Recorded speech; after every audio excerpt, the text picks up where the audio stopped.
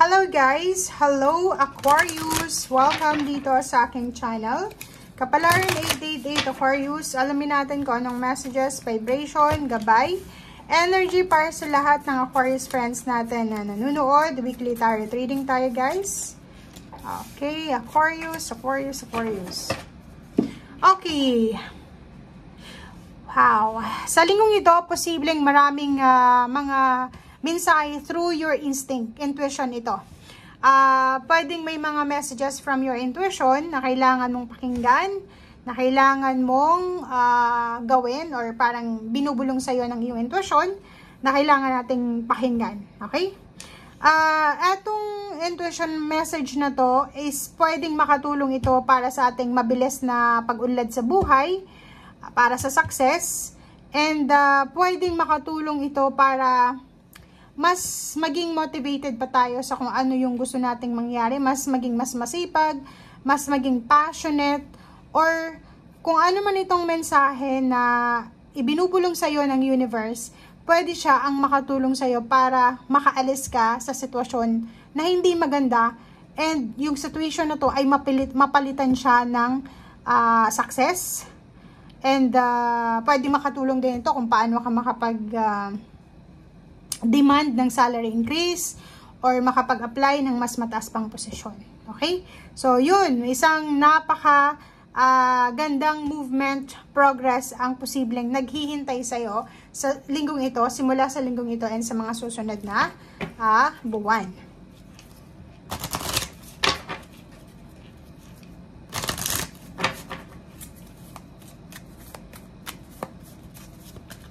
Okay, Aquarius, home.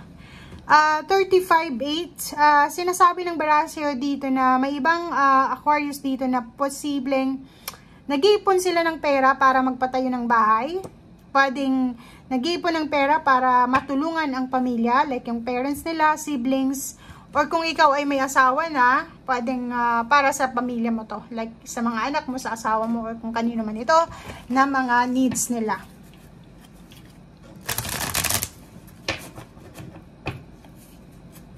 Meron din ditong Aquarius na pwedeng pauwi sa kanilang pamilya. 'Di ba? May magbe-birthday na Aquarius. Siguro magse-celebrate sila ng birthday para sa taong ito sa pamilya nila, sa tahanan nila, parang ganun. May iba ditong parang if you're OFW or pwedeng nakatira sa malayong lugar, may balak magpakasal. So, uuwi sila ng probinsya dahil asikasuhin nila yung papeles. Okay. Sa linggong ito, pwedeng may mag-offer sa'yo ng kasal. O, yun, di ba?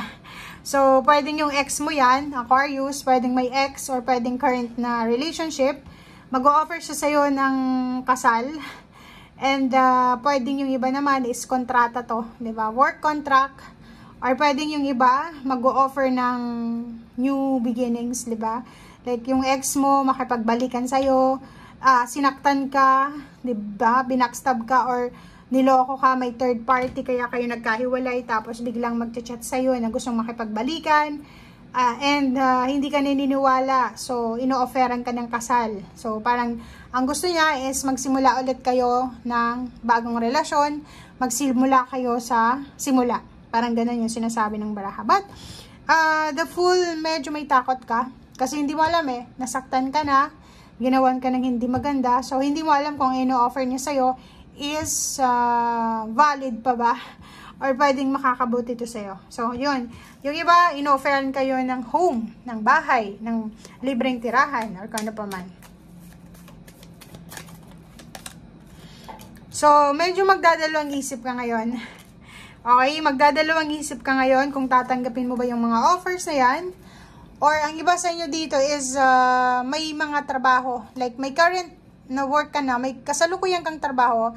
Tapos may isang tao, dalawa or tatlo sila na ino-offeran ka niya ng trabaho sa other location, other company, or other field. So parang ganon.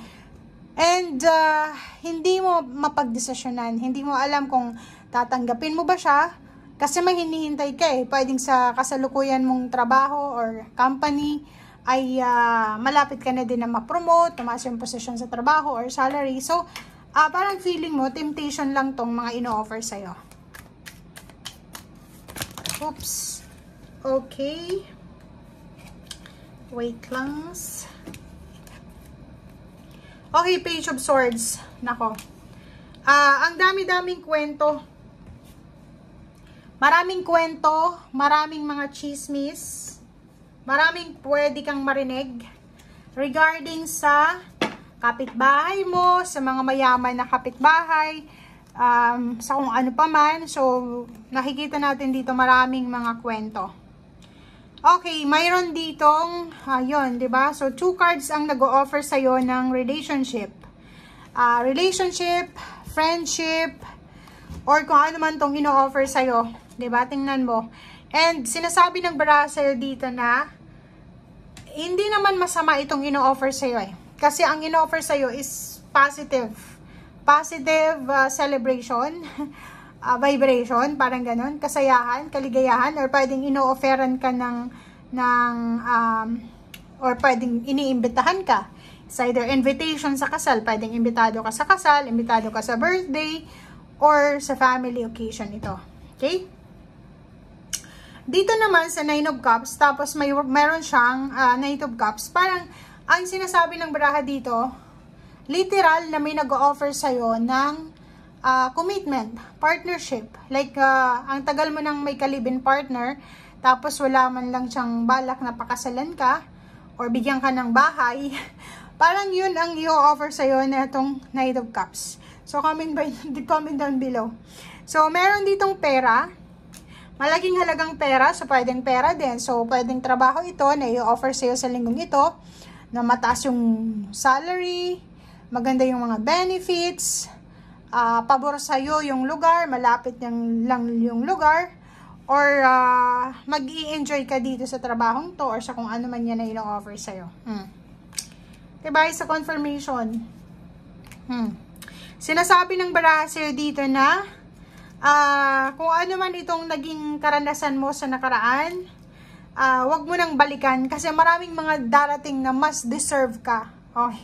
So, ibig sabihin niya, like sabi ko nga sa'yo kanina, may gustong makipagbalikan. It's either ex or yung dati mong boss or employer, gusto kang pabalikan sa trabaho. Pero ang gulo ng situation na yun eh. 'Di ba? Palagi kayong nag-aaway, palagi kang nasasaktan, hindi ka masaya, feeling mo suffocated ka sa relationship or sa trabaho, sobrang hirap ng trabaho. So, sinasabi ng baraha, wag mo nang balikan. Kung sino man itong gustong makipagbalikan, iwasan mo na, 'di ba? And 5 of Wands and 3 of Swords, mag-iingat ka kasi sa usaping pera, marami kang pwedeng makaaway or makasagutan, lalo na sa mga taong may utang sa'yo. Kung may utang sa'yo, wala talaga silang balak na magbayad. Wala talaga silang balak na tuparin kung anong ipinangako nila. So, masasaktan ka lang. So, sinasabi ng baraha, this week, umiwas ka na puntahan yung may mga utang sa'yo para singilin sila. Umiwas ka sa mga excess, sa mga dating kakilala kasi pwedeng masaktan ka nila through words or pwedeng magkapagbitaw ka sila ng mga masasamang salita. Okay? Thank you guys. Bye!